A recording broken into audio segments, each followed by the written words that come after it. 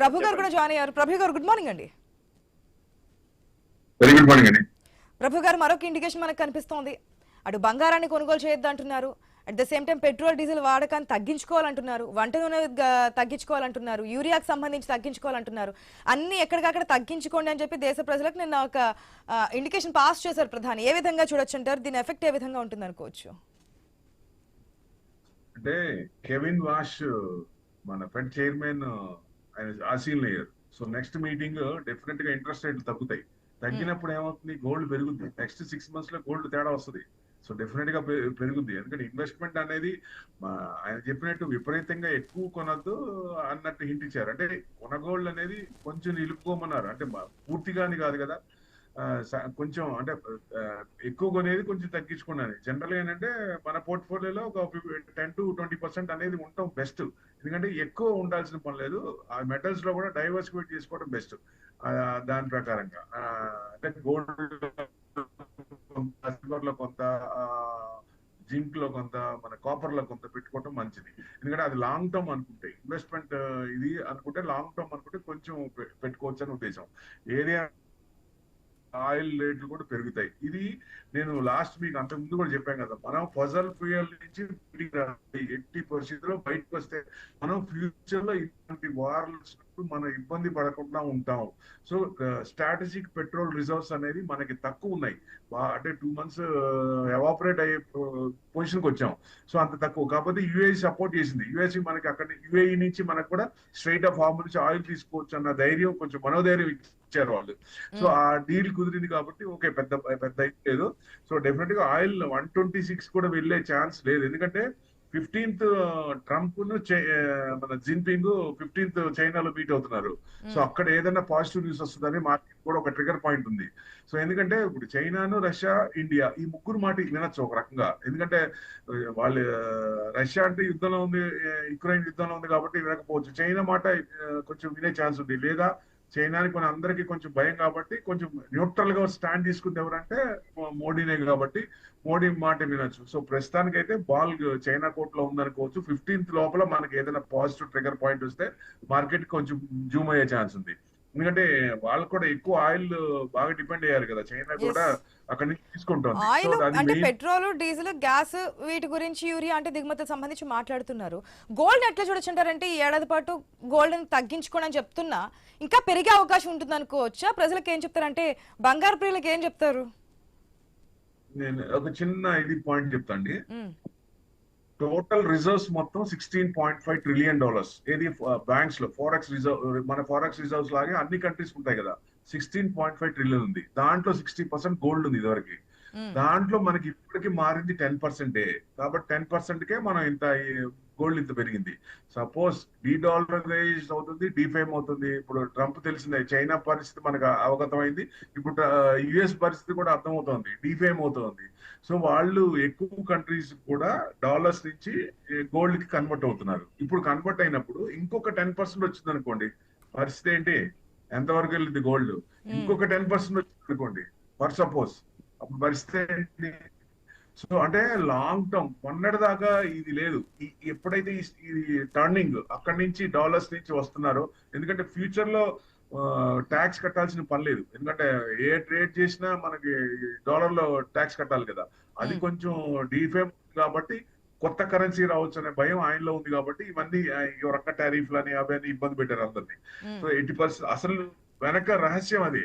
ఎందుకంటే వాళ్ళ భయం అదే, రేపొద్దున ట్యాక్స్ కట్టరు అనేది. ఎందుకు కట్టాలి? ఇన్ని సంవత్సరాల నుంచి ట్యాక్స్ కట్టారు, ఇంకెందుకు కడతారు ప్రతి సంవత్సరం? ఎందుకంటే డెవలపింగ్ కంట్రీస్ కి ఏదైనా చేయూతనిచ్చి నువ్వు సపోర్ట్ చేస్తే ఏదైనా చేస్తారు.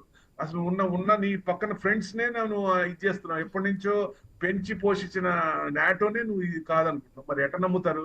సో అందుకనే కన్వర్షన్ జరుగుతోంది. ఆ కన్వర్షన్ కనుక 10% ఇంకొక 10% అయితే మనం 2 లక్షలకి వెళ్ళలేమా అంటే గోల్డ్ 2 లక్షలు కూడా వెళ్ళింది. అదే ఇంకో 10-15% ఇంకా పెరిగింది అనుకోండి, 3 lakhs వెళ్ళదా అంటే వెళ్ళే ఛాన్స్ కూడా ఉంది. మొన్నటి దాకా అనిపించలేదు, కానీ ఈ కన్వర్షన్ లో గోల్డ్ కొంచెం పెరిగే ఛాన్స్ ఉంటుంది. అందుట్లో ఇప్పుడు యుఎస్ లో కూడా ఇంట్రెస్ట్ రేట్లు తగ్గిస్తారు కాబట్టి ఎట్టి పరిస్థితుల్లో ఆయన భీష్మించి కూర్చున్నాడు.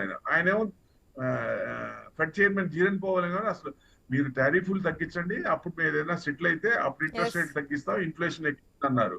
సో ఇప్పుడు ఎట్టి పరిస్థితుల్లో ఇన్ఫ్లేషన్ సంబంధం లేకుండా ఇన్ఫ్లేషన్ ఎంత ఉన్నా కానీ ఇంట్రెస్ట్ రేట్ తగ్గించే అవకాశం కూడా ఉంటుంది. అది మనం చూస్తాం కమింగ్ క్వార్టర్ లో ఫెడ్ మీటింగ్ లో. సో డెఫినెట్ గా ఇంట్రెస్ట్ రేట్ తగ్గుతాయి. తగ్గినప్పుడు గోల్డ్ కొంచెం పెరిగే ఛాన్స్ ఉంటుంది. ఇది ఓకే, మెయిన్. ఇప్పుడు అంటే మీరు ఇన్వెస్ట్మెంట్లకి అంటే ఇన్వెస్ట్మెంట్ చేస్తున్నటువంటి వారికి ఏం చెప్తారు? అంటే గోల్డ్ ఇన్వెస్ట్మెంట్ బెస్ట్ అంటారా, లేదంటే కనుక ఆల్టర్నేట్ సోర్స్ చూసుకుంటే బెస్ట్ అంటారా ఇప్పుడున్నటువంటి సిచ్యువేషన్స్ ప్రకారం? 10 to 20% అనుకుంటున్నాం. అంటే గోల్డ్ లో ఎంత పెట్టుకోవాలి? గోల్డ్ అంటే ప్రీసియస్ మెటల్స్ కాబట్టి 10%, కాపర్ లో ఒక 5%, మెటల్స్ ఇంకా మిగతా జింక్ లో వాటిల్లో ఒక 10%, అది పెట్టుకుంటే ఇంకో 5%. టోటల్ గా మాక్సిమం మన పోర్ట్ఫోలియోలో 20% దాటకుండా ఉంటే మంచిదని నా ఉద్దేశం.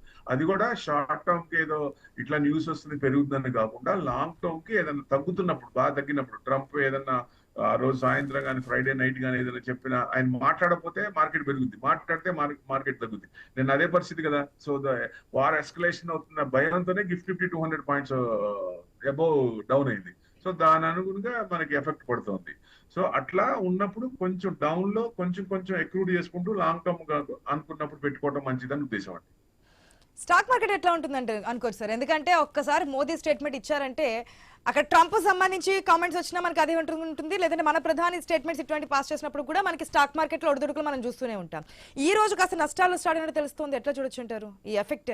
అంటే volatility is increasing like anything కదా.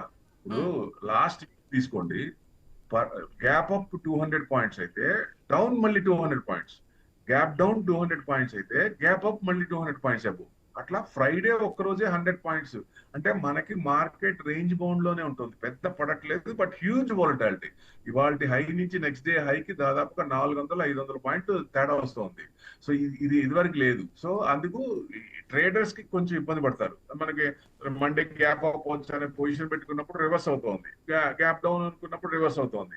సో ట్రేడర్స్ కొంచెం చూసుకొని ట్రెండింగ్ చూసుకొని చేసుకోవడం, కొంచెం ఆలోచించి చేయడం మంచిది. కొంచెం తగ్గుతున్నారు, అది కూడా మంచిదే. డెలివరీ బేస్ కి ఏం డౌట్ లేదండి. Value buying is going on. Mid and small cap బాగానే ఉంది, అయ్యే పెద్ద పడట్లేదు. లార్జ్ క్యాప్ కొనే వాళ్ళు కొంచెం ఆగి కొంటే మంచిదని ఉద్దేశం. ఎందుకంటే వాలటాలిటీ ఉంది. బాగా పడినప్పుడు ఒక 23,800 సపోర్ట్, 24,000 మా జనరల్ సపోర్ట్, స్ట్రాంగ్ సపోర్ట్ వచ్చి 23,800. మీకు ఈ వారానికి కూడా తీసుకుంటే 23,800 to 24,200 రేంజ్ మధ్యలోనే ఉండొచ్చు. అంటే 400 పాయింట్లు కాబట్టి. సో అదే రేంజ్ లో కదలాడుతుంది. సిరీస్ తీసుకుంటే మీకు 23,800 to 25,000 ట్రెండింగ్ ఉంది. 25,000 అంటే వార్ ఆగిపోయింది, ఎస్కలేషన్ అవ్వట్లేదు, లేదా వార్ ఆగిపోయింది, 15th లోపల ఏదైనా మంచి పాజిటివ్ న్యూస్ వచ్చింది, స్ట్రైట్ ఆఫ్ హార్మూజ్ ఓపెన్ అయింది, then what will happen? Trending 25,000 దాకా చూడొచ్చు, ఈ రెండు కనుక పాజిటివ్ చేంజ్ అయితే. సో లేదు అంటే వాలటాలిటీ ఎక్కువ ఉంటుంది, బట్ రేంజ్ బౌండ్ లోనే ఉంటాం. ఓకే సార్, ఇప్పుడు ఇంకోటి కూడా వినిపిస్తోంది, ఇన్వెస్ట్మెంట్ లో ఇప్పటి వరకు మనం గోల్డ్ అనేది హైయెస్ట్ రిటర్న్స్ ఇస్తాయి, లేదంటే కనుక ఎక్కువగా మనకు ప్రాఫిట్ వస్తుందని అనుకున్నాం, కానీ ఇప్పుడు కాపర్లో ఎక్కువగా వస్తుందనేది వింటున్నాం. ఎంతవరకు ట్రూ అనుకోవచ్చు? సో ఈ కాపర్ అనేది ఇండస్ట్రియల్ మెటల్ గా బాగా పెరుగుతోంది. ఇండస్ట్రియల్ యూసేజ్ పెరుగుతోంది. ఇప్పుడు మనకి దాని అనుగుణంగానే సిల్వర్ ఎట్లా వాడుతున్నారో ఇప్పుడు వైర్స్ వాటిలో ప్యూర్ కాపర్ వాడుతున్నారు. ఇదివరకు అల్యూమినియం కలిపి కాపర్ ని కలిపి పెట్టేవాళ్ళు. ఇప్పుడు అట్లా కాదు కదా. డేటా సెంటర్స్ వీటి అన్ని ఉన్నాయి, సముద్రంలో వైర్స్ ఉంటాయి. ఆ వైర్స్ అన్ని కూడా కొంచెం కాపర్, ప్యూర్ కాపర్ అంటే రస్ట్ పట్టకుండా ఉంటుంది కాబట్టి కాపర్ యూసేజ్, ఇండస్ట్రియల్ యూసేజ్ బాగా పెరుగుతోంది. సో అందుకని కొంచెం మూవ్మెంట్ వస్తుంది. సో డెఫినెట్ గా ఇండస్ట్రియల్ యూసేజ్ పెరుగుతున్న కొద్దీ, కొత్త కంపెనీలు వచ్చే కొద్దీ కాపర్ యూసేజ్ తగ్గదు కదా. సిల్వర్ కాపర్ ఆల్టర్నేట్ వచ్చేదాకా, దీని బదులు ఇంత రేట్ ఉంది, దీని బదులు ఇది వాడచ్చు, తక్కువ రేట్ లో ఉంది అనే దాకా ఇవి రెండు కూడా డిమాండ్ లో ఉంటాయి. ఎందుకంటే ఇండస్ట్రియల్ యూసేజ్ ఉంది కాబట్టి. ఇప్పుడు కంపెనీలకు ఉన్న కంపెనీలకే మనకి సప్లై డిమాండ్ లో సప్లై తక్కువ ఉంది, డిమాండ్ ఎక్కువ ఉంది. సో ఇంకా వచ్చే కంపెనీలు కూడా తట్టుకోవాలంటే మరి రేట్ పెరుగుతుంది కదా. అందుకనే అంటే ఎవరైనా ఏమనుకుంటారంటే ఆ కాపర్ పెరుగుతుంది ఇప్పుడు కొనేసుకుందాం, పెరుగుతాయని అట్లా కొనుక్కుంటే కొంచెం ఈ వాలటాలిటీ ఉంది. కానీ లాంగ్ టర్మ్ కొనుక్కుంటే మళ్ళీ మీకు హిందీ కాపర్ చూసుకుంటే 500 రేంజ్ లో ఉంది, మళ్ళీ 700-750 దాకా వెళ్ళి రివర్స్ అయింది, మళ్ళీ ఆ రేంజ్కి వెళ్ళదంటే వెళ్ళే ఛాన్స్ ఉంటుంది. అట్లా మీరు ఆ స్క్రిప్ట్ లేదన్నా పడ్డప్పుడు, ఎందుకంటే డైవర్సిఫై చేసుకున్నాం అనుకుంటాం కాబట్టి 20% అంటే దాని కాపర్ లో ఒక 5%, ఆ స్క్రిప్ట్ పడ్డప్పుడల్లా కొంచెం కొంచెం ఎక్కువ చేసుకుంటే లాంగ్ టర్మ్ లో డీసెంట్ రిటర్న్స్ వచ్చే అవకాశాలు ఉంటాయండి. ప్రభు గారు, మనకి ఇవాళ మండే మార్కెట్ ఓపెనింగ్స్ తోనే మనకు ఒక బ్యాడ్ న్యూస్ అనుకోవచ్చు. ఎందుకంటే నెగిటివ్ ఇండికేషన్స్ కనిపిస్తున్నాయి. సెన్సెక్స్ 800 పాయింట్లకు పైగా పతనమైంది. నిఫ్టీ 230కి పైగా కూడా డౌన్ అయినట్టు సిచ్యువేషన్ కనిపిస్తోంది. ఎట్లా చూడొచ్చు? ఎందుకంటే మనం ఫ్రైడే ఈవినింగ్ కూడా మాడుకున్నాం క్లోజింగ్ టైంలో ఎట్లా ఉంటుంది వీకెండ్ లో అని చెప్పి. దానికి ట్రంప్ కామెంట్స్ కావచ్చు, ఇదంతా కూడా మనకి ఒక బూస్ట్ ని ఇవ్వచ్చు, లేదంటే కనుక డౌన్ అవ్వచ్చు అనేది. ఇప్పుడు మార్కెట్ స్టార్టింగ్ కదా,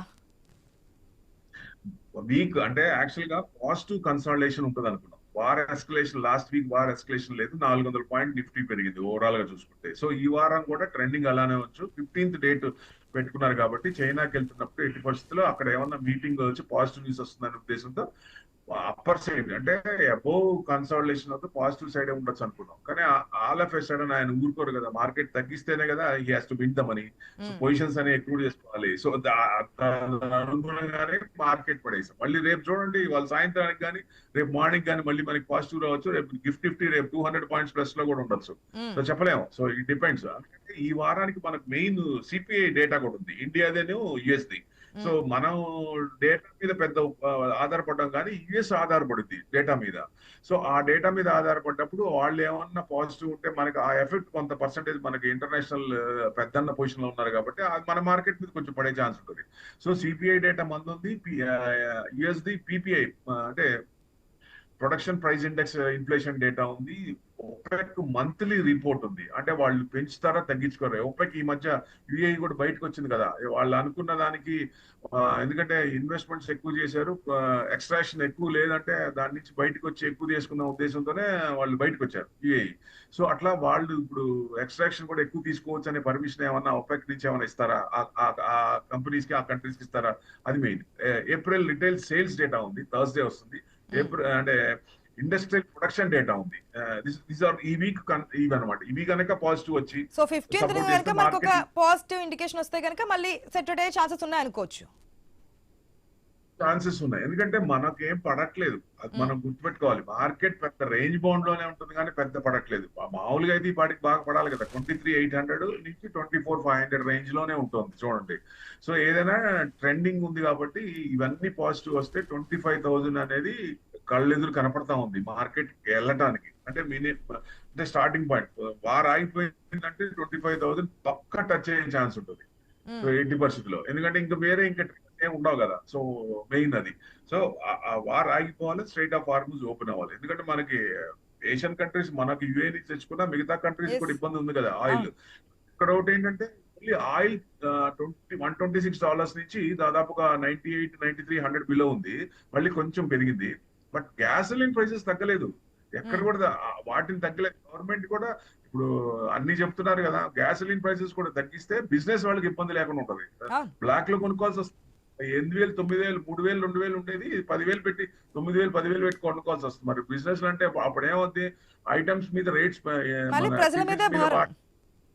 భారం మరి ఎటు పడుతుంది. అటు ఇటు తిరిగినా ఫైనల్ గా వచ్చేది మామూలుగా జనాల దగ్గరికి వస్తుంది కదా. సో వాళ్ళకే ఫైనల్ గా ఇది అవుతుంది. కాబట్టి అది కొంచెం ప్రైసెస్ కంట్రోల్ చేస్తే మంచి ఉద్దేశం. అందరూ కొంచెం పెరగకుండా, ఇన్ఫ్లేషన్ పెరగకుండా ఉంటుంది. థ్యాంక్ యూ అండి, థ్యాంక్ యూ సో మచ్ ప్రభు గారు. షార్ట్ బ్రేక్ తీసుకుందాం, స్టే ట్యూన్డ్.